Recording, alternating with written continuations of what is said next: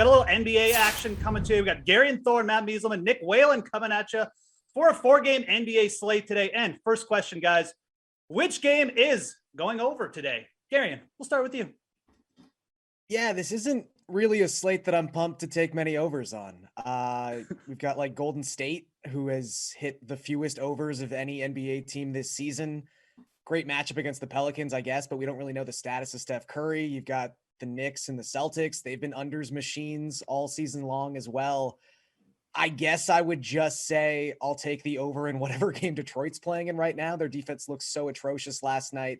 Gave up 140 points. They're on the second night of a back-to-back. So realistically, that unit alone could do enough to make any over hit, but I'm not even crazy confident about that one because their offense is so terrible. So I'll say the Pistons game, but I don't feel overly strongly about it. All right. Sounds like Garion wants to take the under in almost every game today. Matt, do you have any strong feelings about an over anywhere, or is this just a slate where we should be taking the unders at will? Yeah, it's kind of that. My strongest take right now for the day is that I don't think Draymond Green is going to play either. When Steph rests, they tend to rest Draymond also. And from what Steve Kerr said last night, it sounds like Curry's not playing. But the total for this game has moved down already from 218 to 213 roughly. And the problem is I can't really recommend anything based on Green not playing because even though he's a really good defensive player, you would think, oh, maybe there'd be some overs when he's out. He also drives the pace of the game too. So I think that's kind of a wash as far as the total. So that's not really very exciting. More of a spread and props thing, but not for totals. So if I have to pick one, I'm going to say that the over hits in New York, Boston. To me, it's an overcorrection that the total has dropped 3 points. It was 211. Now it's 208. Maybe it should have been 211. And people are betting unders in this game. That's what it seems like. This is the one where the public is on the under. So I'll go over for that reason. Okay, Nick. Matt's taking the New York game. Garion's semi-targeting the Detroit game, although it sounds very reluctant. Do you have any strong overs for us? Or again, is this just like a slate we should be taking unders? No, I think these guys laid it out perfectly. I'm sorting through like the over-under numbers this morning, trying to find like some sort of stat that I can recite that would inspire any like speck of optimism that any of these games feel like a lot to go over. And, what I kept coming back to is the logic that Garion laid out, which is just target the Pistons, assume they're going to give up 130 and hope that they can hold up their end of the bargain and put up enough points to put this one over, which, last night they got over 100. Credit to them. They gave up 140 to the Charlotte Hornets. Chances are Memphis isn't going to put up a total that large. But this is a Grizzlies team that certainly is more talented, has a ton of options beyond John Morant, beyond Jaren Jackson. So if I had to pick, that's the game I think I would lean toward. All right. This is all very upsetting news to me as someone who likes to bet overs every day, but let's see if there's any overs in the player props, guys. Obviously, you can bet unders as well. But, Matt, let's go back to you. Is there a specific player prop on the slate that you want to target tonight? Yeah, we don't have enough time because I could probably list like 10 of these. I think this is a really good night for props because there's a lot of injury scenarios that could dictate some value here. But I'll stick with the Warriors where to me, it looks like the Andrew Wiggins line and the Gary Payton Jr. line, or Gary Payton the second, I think you have to call him the second. Those numbers for all of their stats are essentially pricing in that Steph Curry is not going to play. What they're not pricing in is the chance that Draymond doesn't play, which I guess I'm the only one who really thinks that because Draymond Green's name is on the board too. His props are also available. So really this just comes down to, I don't think Draymond's going to play and the market does, which means you're going to get some extra time for Kevon Looney going up against Jonas Valanciunas. Like they're going to need a big body out there. And that really, like without Draymond, they have to play him. And then Wiggins just has to do more too. Like the line's already moved up because Curry's out. But if Draymond's out too, that's just more responsibility for Wiggins in all parts of the game. So I'm looking, it's 27.5 points, rebounds, and assists for Wiggins, 14.5 for Looney. Assuming Draymond doesn't play, I like both of those. Okay, there you go. Nick, anyone you want to target specifically?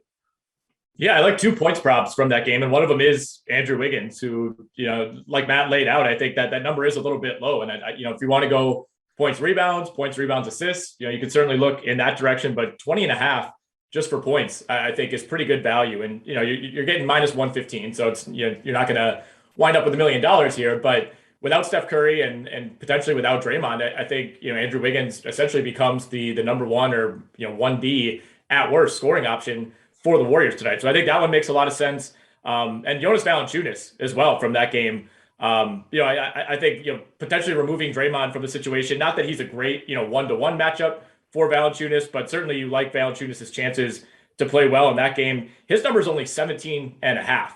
He's gone over that easily in his last 2 games since returning from COVID protocols at 25 and 16 against a good Suns team in his last game. I mean, he's just been so ridiculously consistent this season. It feels like he's going over that number almost every single night. So, potentially removing a couple of key players for Golden State makes me like Valanciunas even more. All right, Garion, 2 votes for Wiggins. He's Canadian.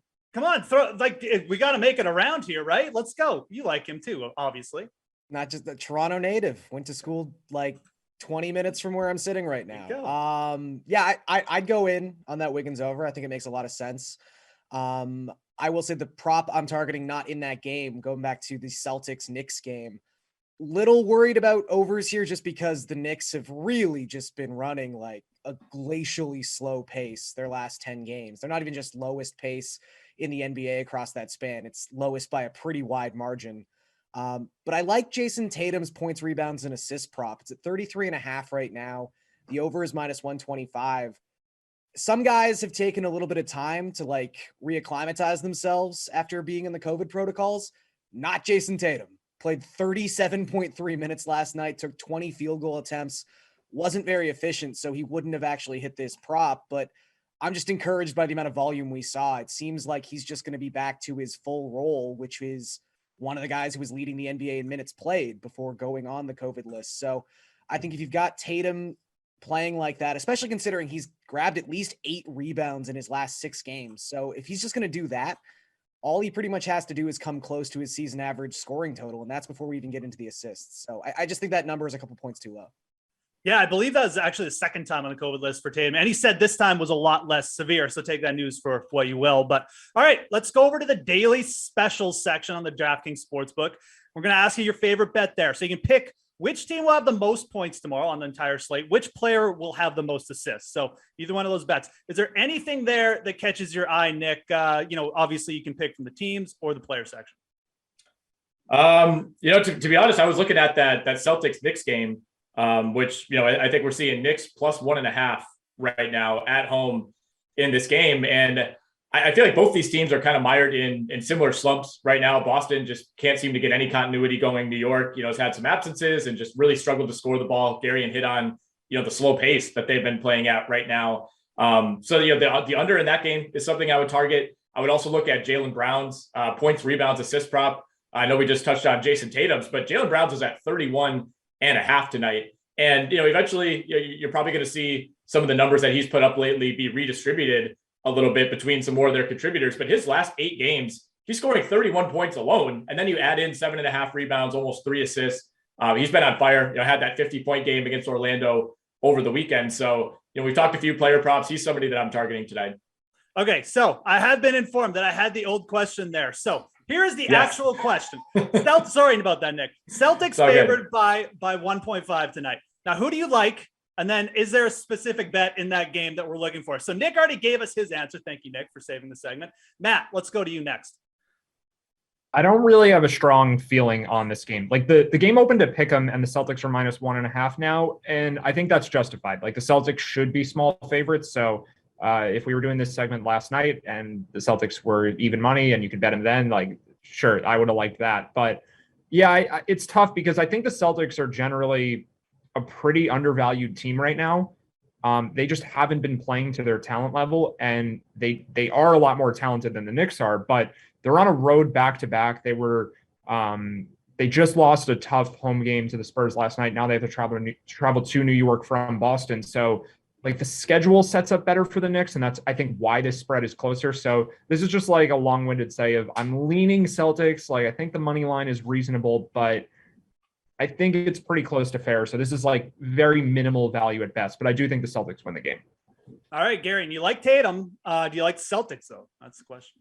Yeah, I would lean Celtics. I think right now, just sort of fading the Knicks in general. It's a team that's 5-11 ATS at home this season. They're actually 0-7 ATS their last 7 games as an underdog. They just don't seem to be able to beat teams.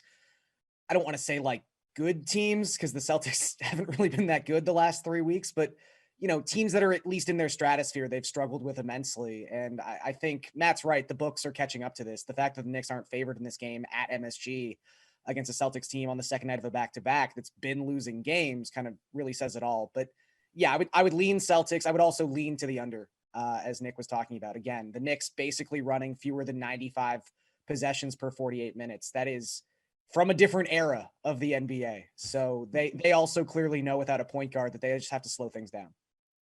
All right, there you go. So last question, guys. We got a rematch of the Western Conference Finals tonight. Clippers and Phoenix against the Sun. So kind of a double part question. Who do you like in this one? And then just your favorite bet overall from the game. So you can give me a couple if you want. Be semi-quick about it, but you don't have to be that quick. Let's go to Matt first.